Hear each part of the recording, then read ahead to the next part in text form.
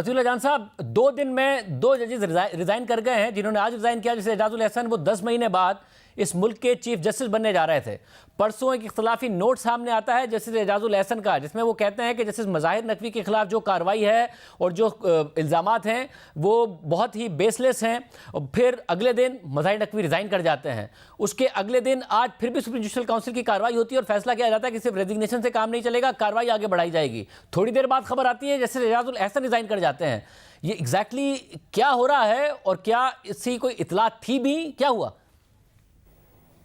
देखिए, जस्टिस एजाजुल एहसन ने अपने इस्तीफ़े को जोड़ने की कोशिश की है जस्टिस मुज़ाहिर अली अकबर नकवी के ख़िलाफ़ जुडिशल काउंसिल की कार्रवाई के साथ, और उसके लिए उन्होंने बाकायदा एक तहरीरी नोट भी लिखा है ताकि ये तासुर दिया जाए कि शायद सुप्रीम कोर्ट के एक जज के ख़िलाफ़ जो एक बकौल उनके गैर कानूनी कार्रवाई हो रही है वो असूलों की खिलाफ वर्जी है। और इसी वजह से जस्टिस एजाजुल एहसन ने भी आज ही की तारीख में अपना इस्तीफ़ा भी दे दिया है। मगर हैरानी की बात यह है कि जो सुप्रीम कोर्ट का जज है, जो बज़ाहिर पाकिस्तान का ताकतवर तरीन जज होता है, कानूनदान होता है, उसमें शायद इतनी हिम्मत नहीं थी कि अपने इस्तीफ़े में कम से कम इतना ही लिख देते जितना जस्टिस मुज़ाहिर नकवी ने लिखा था कि जो मौजूदा हालात हैं उसमें उनको इंसाफ मिलने की तवक्को नहीं, ड्यू प्रोसेस नहीं, तो इसलिए वो रिज़ाइन कर रहे हैं। जस्टिस एजाजुल एहसन ने तो यहाँ तक नहीं लिखा कि वो ज़ाती वजूहात की बिना पर रिज़ाइन कर रहे हैं, वो एक पर्सनल वजूहात भी नहीं बताना चाह रहे थे,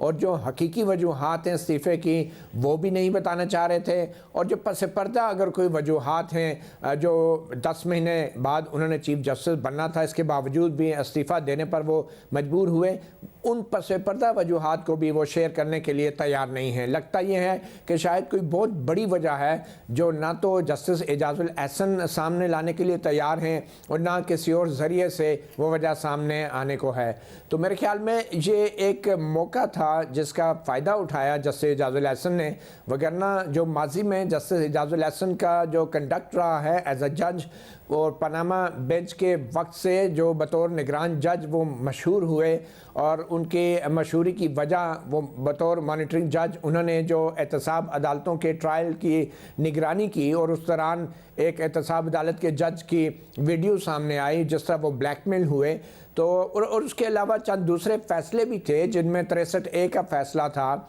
जिनमें इलेक्शन कमीशन को तलब करके फिर पंजाब में 14 मई को इलेक्शन कराने के लिए सुओ मोटो के हवाले से फ़ैसला था। और इसी तरह फिर उन्होंने बाद में भी जो फ़ैसले दिए जो मनपसंद बेंच का, हम ख्याल बेंच का हिस्सा होते हुए वो फ़ैसले देते रहे। तो मेरे ख्याल में ये तमाम माजी था जो अब उनको हॉन्ट कर रहा था, और लग ये रहा है कि जो इलेक्शंस अभी आने वाले हैं 2024 में, उससे पहले शायद किसी सियासी जमात के पास उनके इस माजी के किरदार के हवाले से कुछ ऐसे शवाहिद और सबूत सामने आ रहे थे कि जो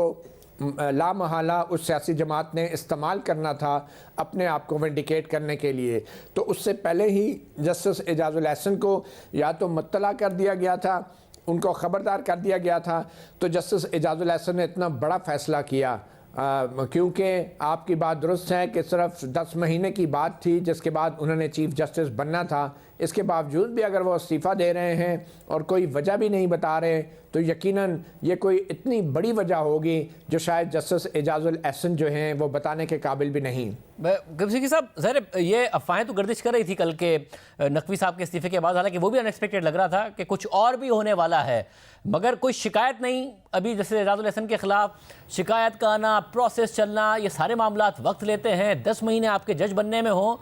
क्या समझ आ रहा है? क्या ऐसा हुआ कि रिज़ाइन कर गए अचानक?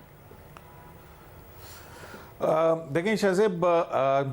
अगर आज जो मेरी इतलात हैं उसके मुताबिक तो यही है कि सुप्रीम जुडिशल काउंसिल ने कार्रवाई जब आगे बढ़ाने का फ़ैसला किया है, इस फैसले से वो इख्तलाफ कर रहे थे जो सुप्रीम जुडिशल काउंसिल की होने वाली जो मीटिंग थी उससे पहले एक गैर रस्मी इजलास के अंदर, जिसमें ये मामला आया कि एजाजुल एहसन चाहते थे कि जस्टिस मुज़ाहिर नकवी के ख़िलाफ़ ये जो कंप्लेंट है ये अपडेट कर दी जाए, लेकिन मेजॉरिटी व्यू जो इसके ख़िलाफ़ था। और फिर उसके बाद उन्होंने कहा कि मैं इस इजलास के अंदर नहीं बैठूंगा, और फिर वो इजलास की कार्रवाई हुई और फिर जस्टिस मंसूर अली शाह जो है वो उसके अंदर शामिल हुए। और जब ये फ़ैसला हुआ कि सुप्रीम जुडिशल काउंसिल की कार्रवाई बढ़ाई जाएगी बावजूद इस्तीफ़ा देने के किसी भी जज के, तो फिर उसके बाद जो है वो ये इस्तीफ़ा जो है वो लिखा गया और भिजवा दिया गया। लेकिन जाहिर है कि ये मालूमात ऐसी नहीं है। अगर जस्टिस मुज़ाहिर अली अकबर नकवी का रेफरेंस जो है वो आगे बढ़ता है और जिन काउंट्स के ऊपर उनको शो कॉज नोटिस जारी किए गए हैं उनमें एक मामला ऑडियो लीक का भी है, जो कि जस्टिस मुज़ाहिर नकवी और साबिक एक जो वज़ीर आला पंजाब परवेज़ इलाही के दरमियान हुई थी।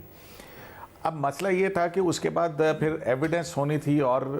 उसके बाद ही आज खुद नोटिस लिया गया। उस बेंच को शेयर कर रहे थे जस्टिस एजाजुल हसन जस्टिस मुज़ाहिर नकवी के साथ। तो फिर ये किसी मरहले और स्टेज के ऊपर अगर ये रेफरेंस आगे चलता तो फिर उस वक्त जो है बहुत सारी सूरत हाल अजीब व गरीब पैदा होती, या उसमें ऐसे कौन से हक़ायक़ या चीज़ें सामने आती। लेकिन इसके अलावा भी जो है अंडर करंट जो हमारे सुप्रीम कोर्ट रिपोर्टर्स के कानों तक ये बातें ज़रूर पहुंच रही थी कि कुछ मटेरियल जो है वो इस हवाले से इकट्ठा किया जा रहा है और शायद कोई रेफरेंस वगैरह जो है वो जस्टिस मुज़ाहिर अकबर नकवी के बाद जस्टिस एजाजुल हसन या किसी और के ख़िलाफ़ आए। साहब और मगर साहब क्या इतलात हैं, बात यहाँ रुक जाएगी या बात और आगे बढ़ेगी, कुछ मज़ीद शख्सियात की तरफ भी जा सकती है? देखिए, ये बात रुकने वाली नहीं है और ना ही चीफ जस्टिस काजी फ़ाइज़ ईसा और उनकी जुडिशल काउंसिल रुकने वाली है। जैसे क़य्यूम ने कहा कि ये मुज़ाहिर अली अकबर नकवी जो साबिक़ जज हैं उनके ख़िलाफ़ जब ये तहक़ीक़ात आगे बढ़ेंगी तो और बहुत से नाम भी यकीनन आएंगे। और इसके अलावा भी कुछ ऐसे मामलात हैं कि जिसमें लगता है कि वो तमाम जजेस जो किसी ज़माने में चीफ जस्टिस उमर अता बंदयाल के हम ख्याल बेंच होते थे या जिन्होंने पनामा केस के अंदर एक मुनज़्ज़म तरीके से हुकूमत को गिराया और वो बाकायदा इस्तेमाल हुए, उन तमाम जजेस की बारी भी आनी है। मगर एक बात तय है कि पनामा बेंच के जो 5 जजेस थे अब और जिन्होंने पाकिस्तान के अंदर अदम इस्तेहकाम की बुनियाद रखी थी और ये बीज बोए थे उस नफ़रत के कि जिस नफ़रत को एक सियासी बयानिए का नाम दिया गया था, उन 5 जजेस में से जस्टिस एजाजुल हसन आखिरी डायनासोर थे जो इस वक्त सुप्रीम कोर्ट से जा चुके हैं। अब पनामा चैप्टर का बाब एक लिहाज से जजेस की हद तक ख़त्म हो चुका है, बंद हो चुका है, मगर जो अदम तवाज़ुन और अदम इस्तेहकाम उन्होंने पाकिस्तान की सियासत में पैदा किया था वो अदम इस्तेहकाम अभी भी ख़त्म नहीं हो पा रहा। और जब तक वो अदम इस्तेहकाम ख़त्म नहीं होगा तो इन जजेस के जो माजी के कारनामे हैं वो यकीनन ज़ेर बहस भी रहेंगे और किसी न किसी जुडिशल फोरम पे ज़ेर गौर भी रहेंगे। मुझे लगता है कि जो आखिर में एक फ़ैसला दिया गया था फ़ौजी अदालतों के हवाले से वो एक आखिरी कोशिश थी, वो डूबते को तिनके का एक सहारा था जिसमें वकला की कुछ तंजीमों की हिमायत हासिल करने की कोशिश की गई। और ये भी एक तासुर मिलता है कि इन चंद जजेस ने आखिरी वक्तों में वकला को मुनज़्ज़म करके एक वकला तहरीक की शक्ल देने की भी कोशिश की थी, मगर बज़ाहिर जिसमें वो नाकाम हुए क्योंकि सुप्रीम कोर्ट बार के अंदर एक तब्दीली आई। क्योंकि इससे पहले जो सुप्रीम कोर्ट बार की क़ियादत थी